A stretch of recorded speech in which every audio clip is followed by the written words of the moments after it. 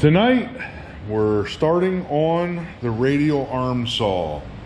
So my thoughts on this, right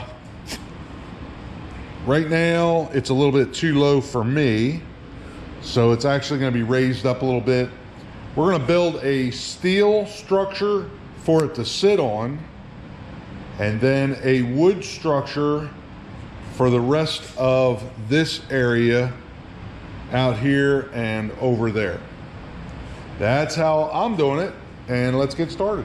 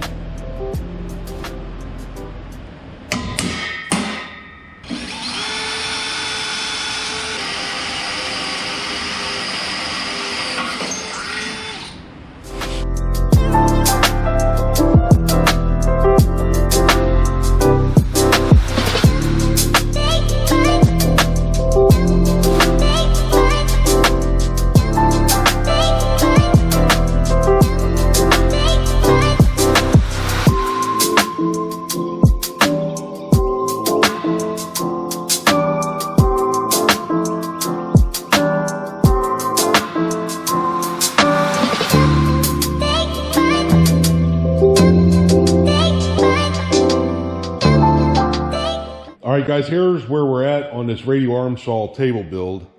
Yeah, just got a couple of 2x4s framed up on there. And I'm going to show you how I did that. I took a truss screw, put it on an extension, and I actually drilled this side. You'll see that I have it marked with black. I drilled this out a little bigger so the truss screw would go through this hole, as well as my bit would fit through that hole. And I put that truss screw on the Phillips bit there, and real carefully I put it in there and put it through the front hole, and then just ran that into the 2x4. All right guys, we just got one step closer on the radial arm saw. So this is kind of the look that I'm going for. The only thing I'm missing, I'm gonna put a wide drawer right in the middle, towards the top of course, and that should break up that big section. And then I may even put some X or some kind of a design on the front of it to break it up even more, kind of like what I have on my doors there. But that's about what I want for my overhang here. And then it's going to overhang just a little bit on the back. It can't go past this screw hole because I ran a straight edge, and this lines up with the front of that hole. So I'm not sure how they did that, but it's not going to run much past that.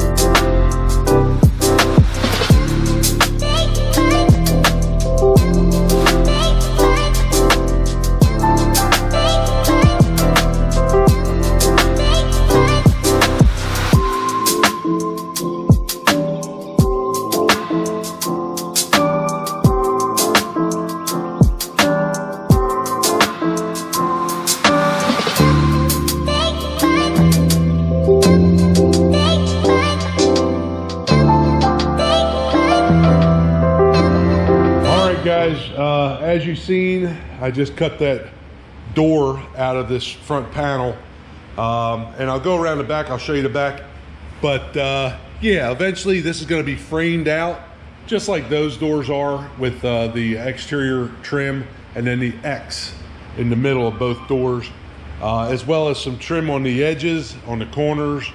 Now we'll go around the back side, and you know, I didn't want to waste all this, so I'm going to use this for storage. I threw a 2x4 in the middle here and there to help reinforce that plywood that I'm going to lay in here. Not sure if I'm going to run the plywood back to the plywood over there, or if I'm going to put some kind of a 2x4 or maybe even another piece of plywood up against here, just to keep stuff from rolling off and down onto the floor. But yeah, we're going to have plywood on the bottom as well as in this second shelf here. This will have 3/4 inch plywood on the top. That'll have 3/8 plywood on the back. And as I say, that'll have trim just like that door over there.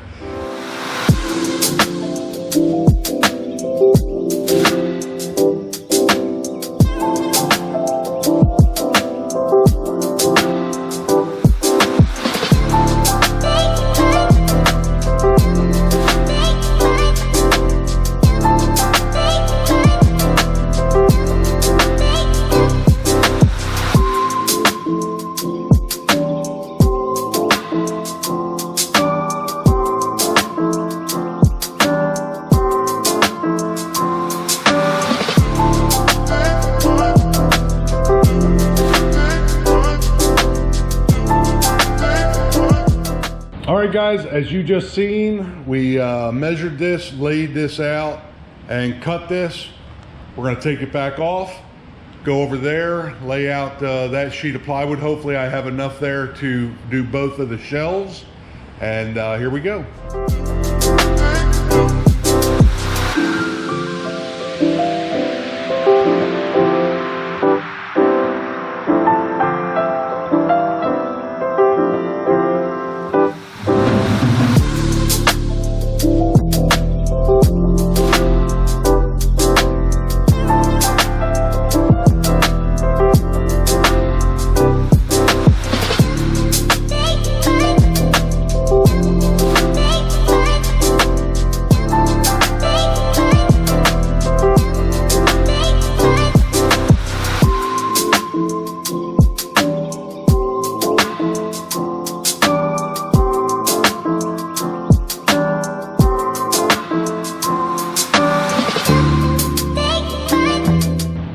All right guys, there you have it. We have 2 shelves. Next thing I'm going to work on are the doors. Right now they're over there. Yeah, I mean, that's not bad. 9.5 inches and 10.5 inches. That's not terrible. Of course, you have more room. You know, once you get it up in there, you can stand it up inside there. All right guys, I'm going to take you along on these hinges, and I'll show you what I did. So I measured down 5.5 inches and put a mark, put an X because I want my hinge on this side. Measured down 5.5 inches, made a mark and put an X because I want my hinge on this side. The next thing I'm going to show you is on these hinges. So let's go ahead, we'll get this bag opened up and be right back. All right, so what I wanted to show you is on this hinge, hopefully this will show up on camera. This plate is flat, of course, but this plate is not flat to this plate. This plate is actually kicked in a little bit. I can open it up and now hopefully that'll show up. But if I let go, it's kicked in. So I found a little trick to alleviate a problem when you're trying to mount these doors. And give me 1 second, I'll grab what I need and I'll show you that.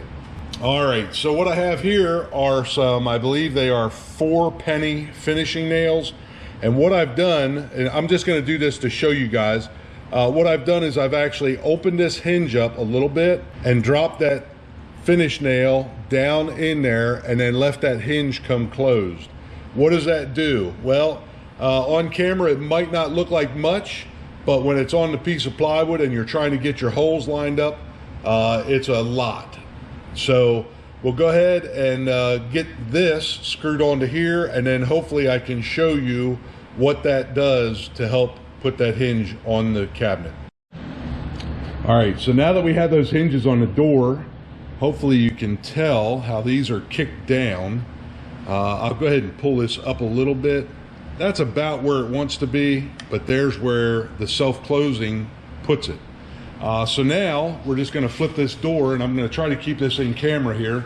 I'm gonna grab my 4 finish nail, and I'm gonna open this up. I'm gonna drop that finish nail right down in there.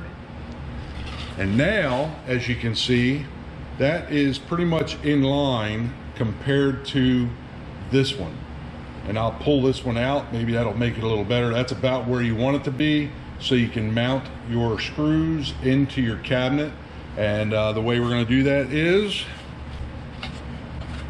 we're gonna pull that hinge out, and at the same time drop that 4 finish nail down in there just like that. So that's my little trick. You can see maybe right there how that puts it more in line with the door. So now we'll put the door in place. I'm using a shim to shim it up off the bottom. Once I have it shimmed in place, we'll get you fired back up and show you screwing this thing in place. All right, we put a shim underneath here. I'm not worried about the fit right now because once I put my 1-bys on here, that'll help strengthen this up. But we put a shim underneath here to hold that up. And as you can see, our reveal, or the gap here, is pretty good all the way up to the top. And the gap across the top is pretty good. Here again, not real concerned. I am concerned with how these doors line up, but I'm not concerned with this gap because I can hide that with my trim.